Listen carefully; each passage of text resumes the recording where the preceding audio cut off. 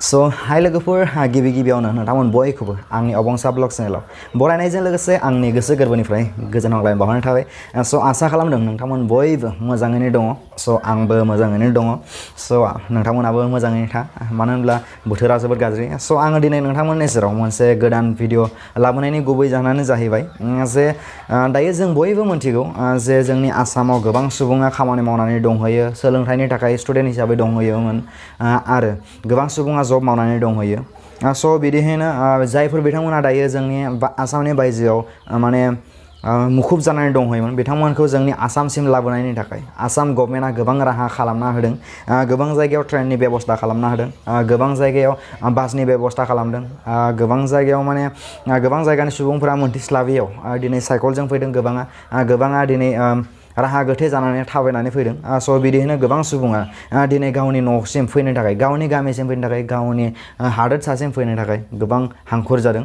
मानो होनब्ला दायो थासारिया जोबोद गाज्रि। स' बे थासारिखौ नायनानै बिथांमोना दायो फैनो नाजादों आरो बिदिहायनो जोंनि ओनसोलनिनो सासे माने बिथाङाबो माने मोनसे जबाव दंहैयोमोन तामिलनाडुआवहाय, सोमदोन बर'। बिथाङा दाखालि बावैसो सफैबाय आसामसिम आरो बिथांखौ दायो क्वारेन्टाइनाव दोननाय जादों। आरो बिथाङा नोंथांमोननि सेराव आंनि चेनेलनि गेजेरजों नोंथांमोननि सेराव बिथाङा गोबां खोथाखौ फोरमायनो सानदों जे बिथांमोना बोरैहाय माने खौरांखौ मोनखौ जि ट्रेन दं होननानै बोरैहाय बिथांमोना फैखो, ट्रेनजों फैनायाव बोरैहाय स्ट्रागल जादों आरो बोरैहाय दिनै क्वारेन्टाइनाव दोनदों, बबे क्वारेन्टाइनाव दोनदों, बोरैहाय दोनदों बिथाङा नोंथांमोननि सेराव आंनि चेनेलनि गेजेरजों नोंथांमोननो फोरमायनो सानदों। जे बयबो मोनथिनो लुबैयो जे दिनै फैदों क्वारेन्टाइनाव दोनदों बोरैहाय दोनदों बेखौ गासैबो मोनथिनो लुबैयो। आरो बे लेखायैनो नोंथांमोननो आङो बिथाङा जे आंनो भिडिअ क्लिप हरदों बेखौ आं नोंथांमोननि सेराव दिन्थिनो सानदों। स' नायना लादो।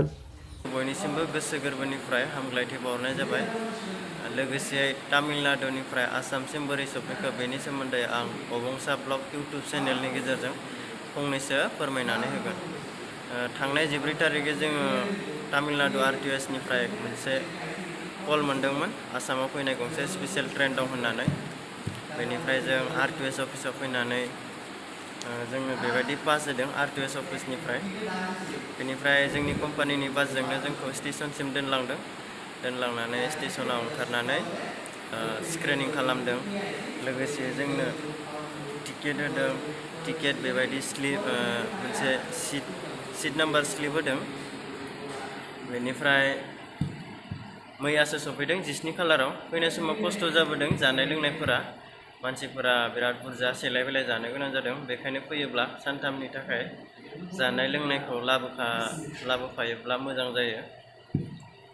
मैयासो सफैनानै उदालगुरियाव जोंखौ लानानै थाङो डाइरेक्ट गुवाहाटीनिफ्राय।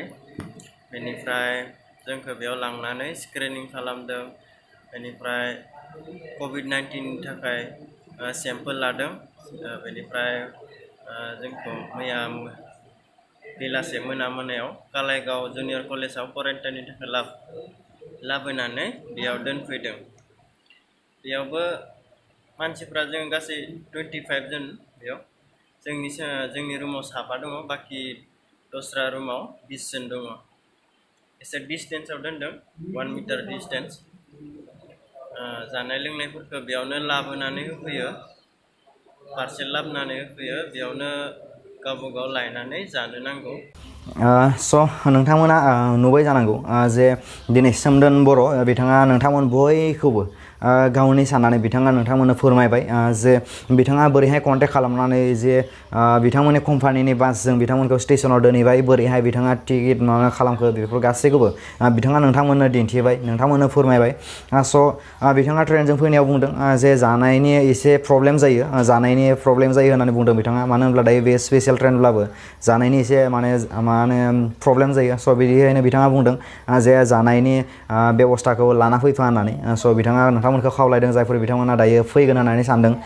आरो बिथाङा दा बुंदों जे बिथांखौ जाय क्वारेन्टाइनाव दोनदों बिथांमोनखौ दायो कालाइगाव जुनियर कलेजाव दोनदों होननानै बुंदों बिथाङा। स' बिथांमोनखौ मोनसे क्वारेन्टाइन खालामनानै बिथांमोनखौ 25 जनखौ बे क्वारेन्टाइनाव दोननाय जादों आरो मोनसे डिसटेन्स मेनटेन खालामनानै बिथांमोनखौ दोननाय जादों। बेयो जोबोद मोजां मोनसे खामानि जादों जे बिथांमोनखौ डिसटेन्स मेनटेन खालामनानै दोनदों। स' आरो बे थासारिजों दिनै जोङो जुजिनो थाखाय जों बयबो सांग्रां जानांगोन आरो बे सांग्रांखौ लानानैनो दिनै जोंनि गामियावबो दिनै गोबां हांखुर जादों क्वारेन्टाइननि थाखाय जायगा खालामदों गोबां सुबुंनि थाखाय जुदिहाय गामियाव हरो अब्लानो क्वारेन्टाइन खालामनायनि गोबां बेबस्था खालामनायखौ जों खोनादों स' बेयो मोनसे जोबोद मोजां गामि ओनसोलनि सुबुं माने रायजो राजानि थाखाय आरो जायफोर बिथांमोना फैगोन होननानै सानदों बिथांमोना बे भिडिअखौ नायनानै बुजिखादों जानांगौ बोरैहाय फैगोन बोरैहाय क्वारेन्टाइन खालामगोन स' आरो बिदिहायनो गोबां सुबुङा दिनै माने थाबायनानै फैदों बा साइकेलजों फैदों स' बिथांमोनाबो जाहाथे कन्टेक्ट खालामलायो गोबां सुबुंजों कन्टेक्ट खालामनानैसो जाहाथे फैयो मानो होनब्ला माने कन्टेक्ट गैयाब्ला गोबां माने जेंनायाव गोलैनो हागौ स' बेखायनो बयबो कन्टेक्ट खालामलाय हायोब्ला हाजासिम नोंथांमोना साइकेल आरो थाबायनानै दा फै मानो होनब्ला जायफोर बिथांमोना बुंसियावबो साइकेल आरो थाबायनानै फैदों बिथांमोनखौ आसाम गभर्नमेन्टआ रिक्स लायाखै होननानै जोङो खोनादों स' बेखायनो जायफोर बिथांमोना दायो गुबुन जायगायाव दङ बिथांमोना ट्रेन बा गोबां माने दायो स्पेसियेल ट्रेना सोलिगासिनो थागोन स्पेसियेल ट्रेनखौ सोलिगासिनो थागोन होननानै जों खोनादों स' बेखायनो नोंथांमोना मोजाङै कन्टेक्ट खालामलायनानै जाहाथे फैयो स' बेखौनो आसा खालामदों आरो जायफोर बिथांमोना आंजों कन्टेक्ट खालामनो गोसो बिथांमोनखौ आंनि डिसक्रिपसनाव थांनानै आंनि कन्टेक्ट नाम्बारखौ लानानै कन्टेक्ट खालामजागोन आरो मैयाबो आङो मोनसे भिडिअ माने आपल'ड होदोंमोन स' बेबो बे रिलेटेड नैबे भिडिअजोंनो रिलेटेड मानो होनब्ला बिथांमोनाबो दायो फैदों ससेखौ थाबायना ससेखौ गारिजों बिदिनो फैबाय थादों बिथांमोना चिरां बाक्सा क'क्राझार धेमाजि उदालगुरि बिथांमोना ज' जानानै बिथांमोना फैदों दायो 15 जन फैगासिनो बिथांमोना स' बिथांमोननि भिडिअनि लिंकखौ आं डिसक्रिपसनाव होगोन नायना लाबानो जाबाय स' आसा खालामदों नोंथांमोन बयबो हेफाजाब होगोन जायफोर बिथांमोना दिनै आसामाव फैदों आसामनि बाहेरायाव खामानि मावना थानानै दिनै आसामाव फैफिनदों बिथांमोनखौ जाहाथे नोंथांमोना हेफाजाब होयो बिथांमोनखौ जोथोनै लाखियो आरो नोंथांमोनाबो जोथोनै थागोन होननानै मिजिंथिनायजों लोगोसे आंनि दिनैनि जि नोंथांमोननि सेराव जि मोनसे भिडिअ बेखौ आं एसेयावनो दोनथ'बाय गोजोन्थों।